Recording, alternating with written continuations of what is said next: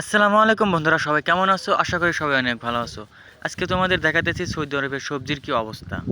তো বন্ধুরা, আমাদের ম্যাচে আমরা দুই ভাই, অন্য কেউ নাই আর অন্য কাউরে নেই নাই, কারণ আমরা যেখানে দুই ভাই আছে আর অন্য কাউরে নিলে সমস্যা হবে। তো বন্ধুরা, আমাদের সবজি উড়ায় গেছে আর আমরা রাত্রিতে পরামর্শ করতে পারি না, কারণ আমরা কালকে রাত্রিতে অনেক রাতে ডিউটি করে রুমে আইছি আর পাক শাক করে খাওয়া দাওয়া করতে করতে অনেক রাত হয়ে গেছে, তাই আমরা পরামর্শ করতে পারি না। কালকে আবার ঘুম থেকে উঠতে লেট হয়ে গেছে, কারণ অনেক রাতে ঘুমাছিলাম আর আমরা সকালবেলা উঠি তাড়াতাড়ি করে কাজে চলে গেছি।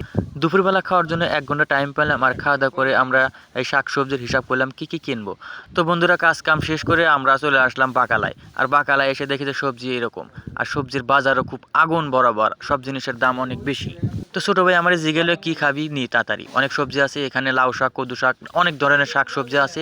বাকালায় ঢুকে তো মনে করেন শাক সবজি দেখে আমি পাগল হয়ে গেলাম, আর শাক সবজি দেখেই তো অস্থির, এত সুন্দর শাক সবজি। তো সব কিছুর দাম আমি আস্তে আস্তে জিগেলাম, আর সব কিছুর দাম দেখে আগুন বরাবর। এখানে শুধু বাগুনের দামটা একটু কম ছিল। তো ছোটো ভাই করলাম, ছোটো ভাই তুমি বাগুন নাও, অন্য কোনো সবজি নিও না, বাগুন নাও, একটু বাগুনের দাম কম, আমরা আজকে বাগুন দেখামো। তো ছোটো ভাই যেগুলো খালি বাগুন কি দেখামো, তো আমি করলাম বাকালি থেকে পাঙ্গাস মাছ নিয়ে যাও, আজকে পাঙ্গাস মাছ দেওয়া বাগুন দেখাবো।